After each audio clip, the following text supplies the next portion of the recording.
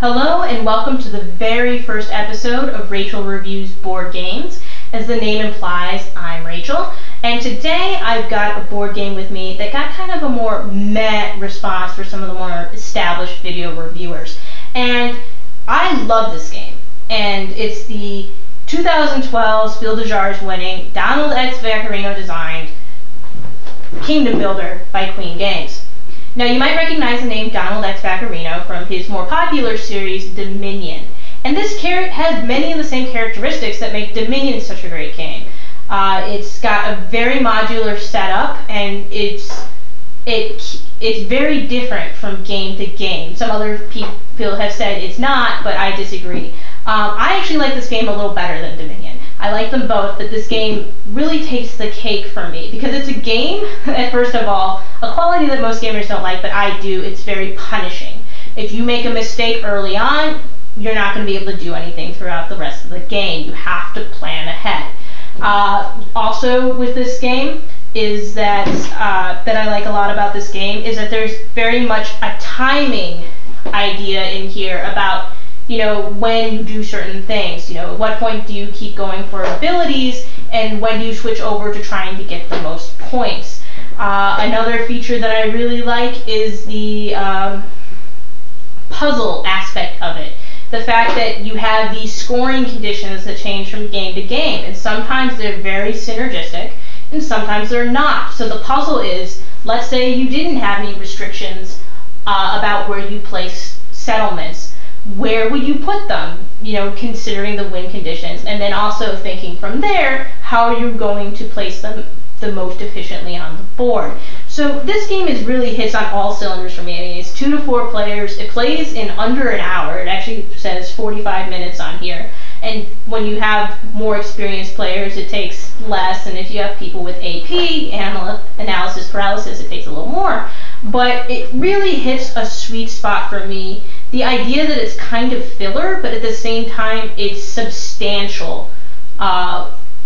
Filler's not the right word. It's substantial without taking a lot of time.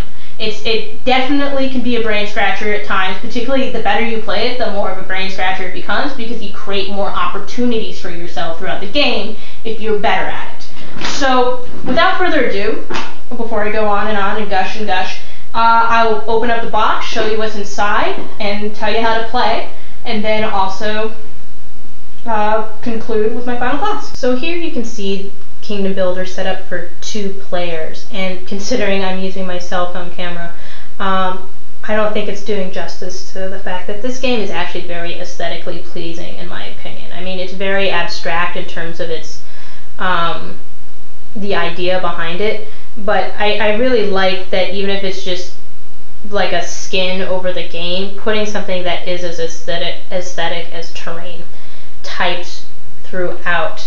So the goal of Kingdom Builder is to have the most points by the end of the game. The scoring conditions from the game change from game to game. There's 10 scoring conditions included in the game, and you pick 3 random ones for each game. So in this case, we have workers, and workers states that build settlements next to location or castle hexes. This is a castle hex, and these are location hexes, which have these little ability chips on them, which I will get to in a minute. So in this game setup, build settlements next to location or castle hex, get 1 gold for each settlement that does. So the way you would score that, let's say you had, settlements there and there. This would be 6 points because there's 3, 1, 2, 3, and then 1, 2, 3 there. So that's how workers works. And I'm not going to go through every single one, but I want to kind of give a feel for what the different kind of rules are going to be like. The next one is merchants, which is connect location and castle hexes, and you get 4 gold for every time you do this. So if you had, from here to here, that's 4 points. If you have, but more interestingly, if you make it so that you go from, let's say, here to here, Notice that this castle is connected to 2 different ones, and this castle is also connected to 2 different ones. So that would be 4, 8, and then this one to 2, 4, 8, 12, 16 points for that setup, using with the merchants alone. After that, in this example, we have citizens, which says create a large settlement area. And for every 2 settlements in that area, you get a gold. So you look at the board at the end of the game. Let's say it looks something like this, and then you had 3 over here. This is the largest settlement area. You've got 4 settlements in it that are adjacent. You would get 2 points for this area. So that's the scoring conditions in this game. So the game, on your turn, you draw a terrain card from these things. It is one of 5 terrains: ravine, desert, flowers, forest, grass. So it's one of those 5, and you flip it up, and that's where you take what is called your mandatory action. And your mandatory action is to place 3 settlements into the area depicted on the card. And you also must follow what's called the adjacency rule. And this is what really makes the restriction in the game that you have to work around. So if you have a settlement on the board, let's say you had a settlement here, you would have to build, you couldn't build in any forest you wanted because you're adjacent to forest over here, and so your mandatory action would have to be taken over here. But in the case of your first turn, as it is here, you're not currently on the board, so you're not adjacent to any forest. So when you're not adjacent to anything, to the terrain type depicted, you can build in any of that terrain type. So this player might decide to build over here by this little oasis in order to and then when you build next to a location hex with these little chips, you put it next to you by the board, and you keep this for the rest of this game. You can use it every turn, either before or after your mandatory action, but not in the middle, which is to say you couldn't do 2 settlements towards your mandatory action, use this, and then do your 3rd settlement. So you use it either before or after your mandatory action, but as long as you have this hex, you can do it every turn. There is a very, a rule that doesn't come out too much, but if you ever become not adjacent to the hex that you have an ability from, that ability hex gets removed from the game. So in general, you want to make sure that you have at least 1 hex around here, and it's possible to do, and in rare cases it's strategic to move it away from that hex, but those are very specific circumstances. And so you go through play like this. The next player goes, they have flowers, and they place, let's say, around here and here. Now notice I built here on this little island where I filled up all the flowers once. So for my mandatory actions, since I'm not adjacent to any flowers anymore or any available flowers, I can pick again which flowers I want to go to. So I might choose to go, let's say, right here, where the other player went, and they would get this text. So play would go like that, back and forth. So here, at the end of your turn, you discard your card and you grab a new one. And it's nice that you do this at the end of your turn because you can think about what you're going to do during other players' turns, which keeps up the pace of the game, even though I think there's a lot of considerations to do.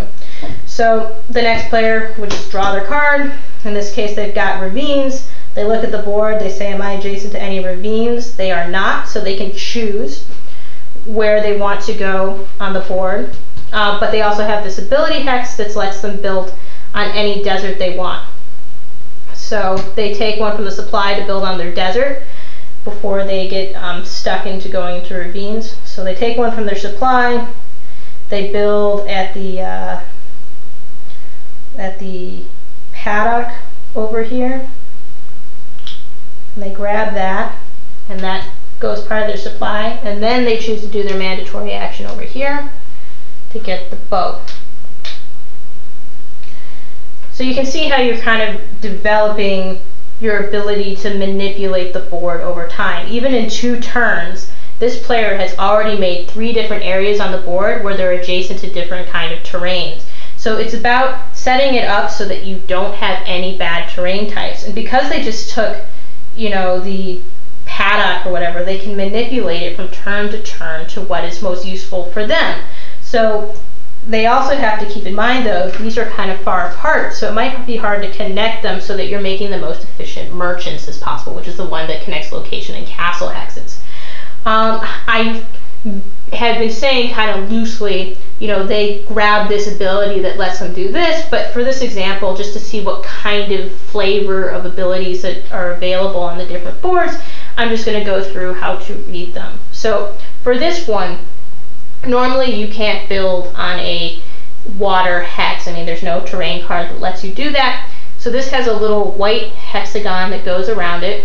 That means pick up one of your existing settlements on the board and move it to a water hex. Adjacency still applies. So if you picked up this one, you'd have to put it here. Or in the case of if you picked up this one and you use this ability, you're no longer adjacent to any water anywhere on the board, so you could teleport it. So that's that ability. The tower, notice that there isn't any white hexagon around it, which means take from your supply and put anywhere on the edge of the board. Here we've got paddock that once again has that white hex around it, but the difference is instead of putting it on a particular terrain type, you move it to in any direction. And you can hop over, let's say you're here, you can hop over a mountain or something like that. That would be fine. And it's not along the line that you go, it's not from here to here, it's along the edges. So you would go from here to here for paddock. And the last one that's on this particular board, though there's a lot of different kinds, is take one from your supply and put on any desert on the board, which you saw me do earlier. So there are many ways, because you would think that the tendency of this game is to clump everything together because you have to follow the adjacency rule. So usually the strategy, I mean, it depends on the kind of the scoring conditions you have by the end of the game, but the idea is to kind of break up your settlements, even though they tend to glom together, so that you have many options and ways to connect them as possible. The other part I mentioned in more of my introduction is kind of looking at the board and saying, if these are my scoring conditions, what do I want ideally and what abilities are going to allow me to get there?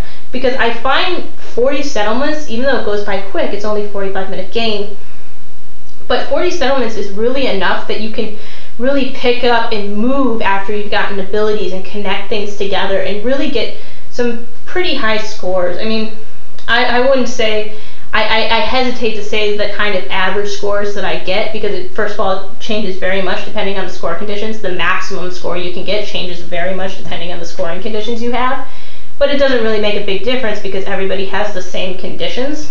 So, you know, some games that I score 50 and I've scored up to 110 before. And I think it was because Merchants was on the board and I was really connecting everything together. And what I like about this game too is it kind of inspires a little bit of table talk that's not just to convince someone not to hurt you. This game is, like many Euros, somewhat solitary. I mean, every so often there's something you can do to make it so an opponent can't go in that last space they need to connect something or do something. But I find when I'm playing with other players, I'm as engaged in the puzzle that's before them as I am in my own puzzle that I'm about to do next turn. So you kind of find players kind of talking, or depending on the kind of gamer you are, talking to each other about the best move. And I have to say, this is a game that it's not luck driven. It's not, the terrain cards make very little difference usually to what you're able to do by the end of the game, I have found. I usually can have a plan and keep with it based off of the abilities on the board. It's very elegant in that way, that the way the terrains are very nicely designed so that you really have a lot of options open to you, even though it's not immediately available. And there are better players and worse players. And I have to say that if you're playing with equally skilled players, the points end up being around the same amount. I guess it kind of comes down to luck if you have the exact same skill players, but it's usually only within a couple of points if you have the exact same skill level. I would say like 96% of the time, which is a pretty high, the better player wins. And that's a really good feature for me in a game that shows that skills really influence the outcome. And so I don't think this is a game that people have been calling this game one where the end score is completely determined by the cards you get. The cards are just the restrictions that the box that you're working in, but everybody has the same size box by and large. Every so often you'll have an inexperienced player who only planned ahead for 3 of the 5 options, and they get 40%. You have a 40% chance of drawing the card that's really going to screw you over, but the 60% wins out and they end up doing fine. I mean, that happens on occasion and that helps keep newer players engaged, but by and large, this is not a game of luck. This is a game where skill will win out, bad players will be punished, and you learn more and more you play. I've played this probably at least 10 times physically, but I also play on my iPad, and it's a pretty good implementation of it if you like this game, so I do recommend that. And I have to say that over time I've been getting steadily better, which shows to me that it has some strategic depth, considering that I've played it maybe at least 30 times now. So that's Kingdom Builder. I hope that was streamlined enough, but at the same time showing how you combat the instinct of the game to clump your settlements together, even though I didn't go through, at what point do you switch over from doing, here, from going after settlements to going after points to going after abilities, or when they're synergistic and when they're not. But that's the general thing. And even the fact that I've been talking about the different things to consider for so long, I hope explains that this isn't a game where the game says, pick a ravine area and put it on any ravine area you want. You won't do well. So, that's it. That's Kingdom Builder.